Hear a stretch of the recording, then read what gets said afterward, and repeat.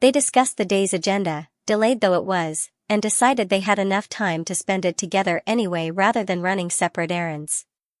While they were talking, Jayla was getting dressed, pulling tan stockings up her sleek legs and attaching them to a garter belt.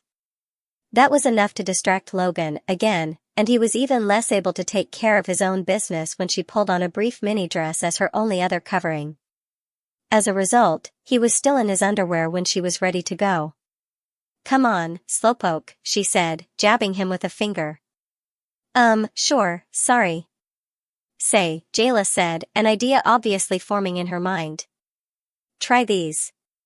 She tossed him a package of pantyhose in a shade close to her own stockings. "I don't wear those anywhere," she explained, smirking. "So you might as well get some use out of them. I just know your legs will look fabulous." Logan blushed at her teasing, but after a look to see that there was indeed a look of real interest in her eyes, he reached for the package and shook out a wad of crumpled nylon. "Are these my size?" "Close enough," she claimed. "I wear tall sizes and they should work." Shrugging, he oriented them to his waist and looked at the length. They hung barely to his knees, and a skeptical lift of an eyebrow asked his question again of his wife. She just nodded, so Logan sat down and tried to work his way into the snug leg coverings.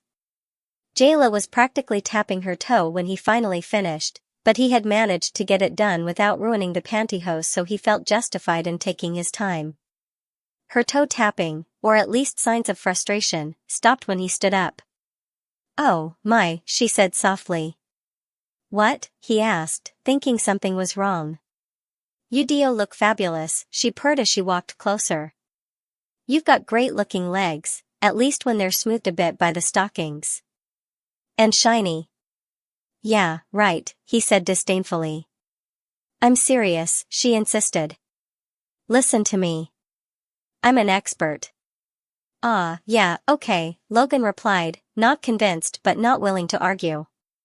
"It seems like a shame to cover up those gorgeous legs all day," Jayla observed as he pulled on his jeans. Logan paused and looked at her. "Are you serious?" She recognized the offer inherent in his question, but she heard a tone of resignation in it, too. Certainly not a tone of anticipation or eagerness. So she nodded but turned down his implied offer. "Yes, but I don't think you should wear shorts today. Maybe some other time." "Okay," Logan agreed, quickly. Realizing how fast he had been to accept her declining his offer, he blushed again and smiled as he reached for his shirt. "Sorry, beautiful. You know I'd do whatever you really want, but I'm just as glad not to go around showing off shaved legs and pantyhose. That would be as bad as wearing obvious makeup." "Speaking of which," Jayla said, arching an eyebrow. Logan's sigh of resignation needed no particular sensitivity to notice, but before he could even begin to move toward the pots of potions, she stopped him. "Just kidding, you big idiot," she said, laughing as she wrapped her arms around him. "I don't want you to do anything that makes you uncomfortable in public. I hope the things we do in private aren't too bad, though." "No," Logan claimed. "We've been having a lot of fun together, especially lately. I don't mind doing things to, interest you. For your eyes only. You've certainly made it worth my while." "I'm glad you think so," Jayla said, but before he could prove his words she danced away and gathered up the rest of her things. Logan did end up in shorts, though. And wearing what Jayla was calling his evening look and makeup. But that was only after they got home late that afternoon. In a sort of not really necessary but it somehow seems appropriate anyway compensation, he did the manly thing of grilling steaks on the barbecue. They ate on their back patio, watching the sun go down while they sipped fine wine and ate rare beef. "You really are very, attractive, you know," Jayla said. "You were going to say pretty, weren't you?" he challenged her. "Well, maybe, but you know what I mean. You do look good, and the word we use for that sort of look is indeed pretty. But it's not a bad thing, at least not in my mind. It would be to a lot of people." "To you?" Logan shrugged. "I honestly don't know.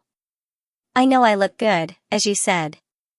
The way I look triggers lots of automatic feelings of pretty which are associated with desirable in my mind. But it also triggers, I don't know. Guilt, I guess. Men are not supposed to like looking like this. It makes me uncomfortable sometimes. Sometimes? I'm not ready to go public like this, but I can feel your approval, and that's a pretty powerful incentive, he said, smiling at her. Good enough, she said, idly turning one of the bracelets on her wrists. Are you serious about those? Logan asked. 100%. Would you go out in public, with them locked together? Jayla blushed and ducked her head. Would I? If you asked. Would I enjoy it? I don't really think so. It's a personal thing that we share. I guess that's the way that I feel about wearing makeup for you, or whatever. I understand, she replied, nodding. I don't want anyone else to know when I don't wear panties either. That's only for you. But I do find it exciting. You and me both, Logan said with a laugh, diffusing the intensity of their conversation. Their love that night was gentler than the frantic moments they had shared before, softer and slower and unhurried. For a while, Jayla had raised her hands above her head and held them still, as though bound, but Logan didn't do anything about her hint. If it was a hint.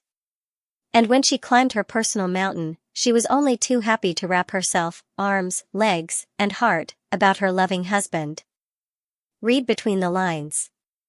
Sunday morning Jayla got up first and fixed breakfast in bed for Logan.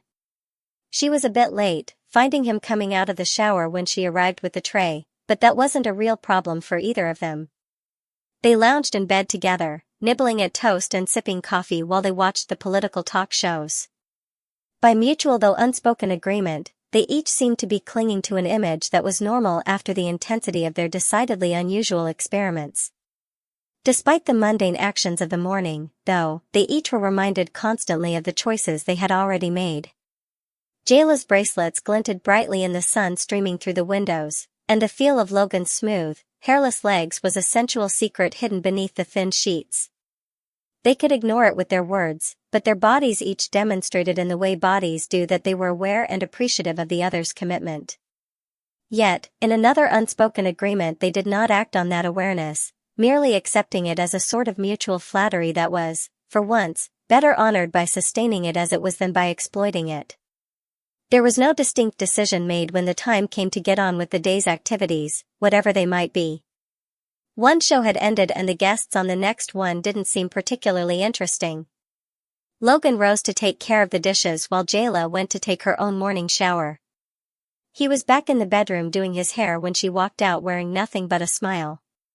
Nice outfit, he said with a smirk. This old thing, she replied. I've had this for ages. Well taken care of, then, it looks brand new. Hardly, she laughed, lifting her small but not at all childish figure. When it was brand new, I didn't have these. Ah, well, then I'll take the used version any day. Promise? His answer was obvious even through the constriction of the pantyhose he had again donned. Words were hardly necessary between them in any event. They were fluent in much more effective forms of communication. He moved quickly to comply with her request. Jayla had an elegant figure, and achieving any drastic alteration was not necessary. Still, Logan was more than happy to adjust the smooth garment, making it fit just right. And while it might not have drastically changed her figure, it certainly accentuated her curves. With a soft sigh, she bent over far enough to pull on some sheer stockings, securing them gently. Don't go away, she said lightly as she disappeared into their walk-in closet. When she returned, she was wearing thigh-high boots with the highest heels Logan had ever seen, and long black gloves slipped under her bracelets and up her arms. Nice gloves, Logan said in a breathless tone. Glad you like them, Jayla responded, smiling. I guess it's time to get to work. Is that all you're going to wear? Why, don't you like it? Oh, yes, he said, with a soft chuckle. Good, she replied, laughing.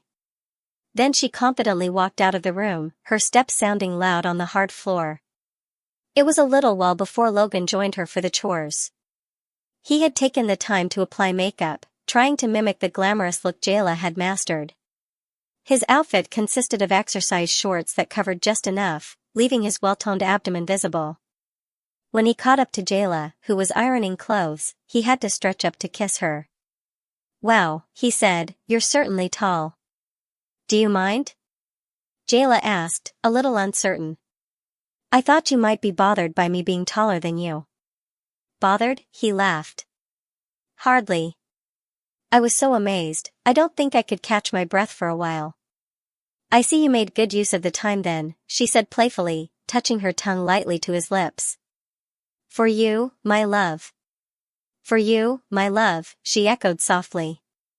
"You'll smudge my makeup," Logan warned as she leaned in closer. "It'll be worth it," she promised. And indeed, it was. "Hang the towels on the line, will you?" she asked after a moment, her eyes sparkling with affection. "As you wish," Logan said with a smile. Still wearing his makeup and little else, he grabbed the laundry basket and headed out the back door. A few minutes later, Jayla stepped out on the patio to watch him. He noticed she was walking carefully in her impressive heels. "Don't those hurt?" he asked. "A little," she admitted. "But I've learned to walk in them over the years." She smiled, then added, "Not these boots, though. These are just for you." "Thank you," Logan replied with a bow. She sat down for a moment, her normal posture giving way to a more relaxed position. "What's next?" he casually asked as he finished hanging the towels and walked over to her, his interest clear despite his calm exterior. "Oh, nothing for a while," she said. "I have some more laundry in, but I think I'll need to take these boots off before I try to walk in the yard." Probably a good idea," he agreed. "I've never been able to do yard work in high heels," she admitted with a giggle. "But I'd keep them on for you if I could." "Don't be silly," Logan said. "You look amazing, and knowing you're willing to do something like that for me makes me appreciate you even more. But no need to break an ankle showing me again." "You look pretty amazing yourself," Jayla said, her voice full of admiration. "I wonder." "What?" Logan asked. "Oh, nothing," she said, but her tone hinted at something more. He raised an eyebrow, a gesture now more expressive than it had ever been. "What is it?"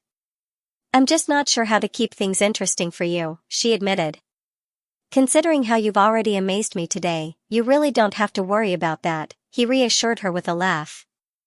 He reached for her hand, smiling at her invention and energy. Later, he pinched her gently as they laughed together. The playful moment soon turned into a chase, and they ended up in the bedroom. "Oh, nothing," Andrew said.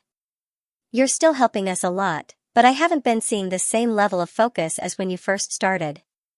I think part of your mind might be elsewhere." "Oh.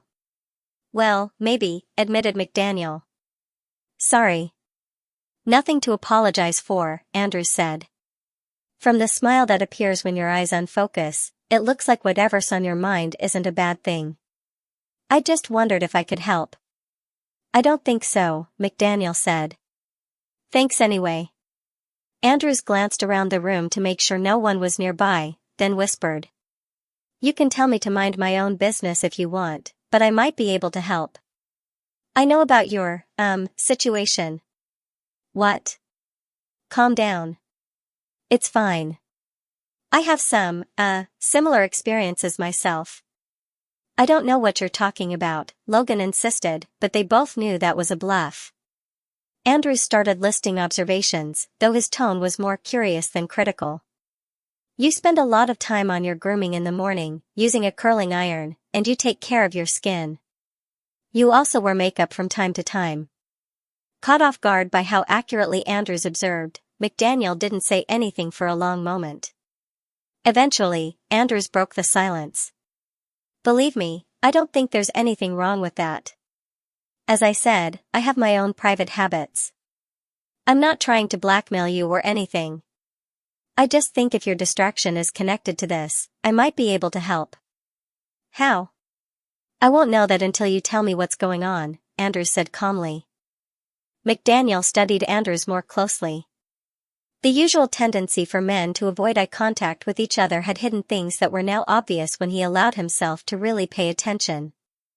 Andrews had neatly shaped eyebrows, a slight refinement that McDaniel now realized mirrored his own. Without a word, Andrews shook out his hair, then lifted one pant leg to reveal smooth, well-groomed skin. "I guess you could say I recognized what you've been doing because I've been there myself," Andrews explained. "I'm fairly certain no one else has noticed. And if they did, they'd probably see I'm the same, and no one's ever given me trouble. So don't worry about it. But like I said, I don't think anyone else has caught on, except for the fact that you've been a little distracted this week. Want to talk about it?" What did you mean by the same?" McDaniel asked. "Crossdressers," Andrews said simply. "People who like wearing clothes that aren't traditionally their gender."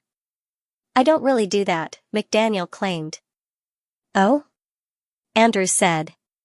"You didn't deny it when I pointed out what I had noticed." "That's different," McDaniel replied, looking uncomfortable. "It usually is," Andrews smiled. "No, really," McDaniel protested. "I just did it a couple of times for my wife. She asked me to help her with some makeup designs. She's a professional and needed a model who fit a certain look." "In private? Only?" Andrews asked. "Well, one time we went out. But even though she did a subtle job on my makeup, people noticed, and my wife felt bad about that." "Oh, I see," Andrews said thoughtfully. "I guess I misjudged you. Sorry." "It's all right," McDaniel said. "I guess it would seem strange if you knew what to look for. But I'm not like most, people into gender experimentation." "So you know about that? The term and what it means?" Andrews asked. "I've looked it up a bit," McDaniel admitted. "Good. Then maybe you understand why, when you said your wife was making you do this, I thought you were into a particular scene, with power dynamics and control." "No. Neither of us would ever do that," McDaniel said quickly. Okay, Andrews said. "I believe you. It's probably more of my issue anyway. I mean, we're all supposed to be open-minded, but there are things that just make me uncomfortable." "I should hope so," McDaniel said firmly. Andrews nodded and then looked at McDaniel for a long moment. "Look, I obviously owe you an apology. I got too personal and made some assumptions about you. I'm sorry for that." "It's okay," McDaniel said, though it was clear he was still a bit uneasy. "I just thought I could help," Andrews continued. "If you want, I can connect you with some great resources here in town, people who can help you explore that side of yourself more." "Thanks, but no thanks," McDaniel said, standing up to go back to work. Andrews was silent for the rest of the day, clearly bothered by his earlier conversation. McDaniel, too, felt conflicted. He had come to respect Andrews not just as a colleague, but as a genuinely kind person who cared about others. If Andrews could maintain such composure in tense situations, McDaniel thought, maybe he had misjudged him in return.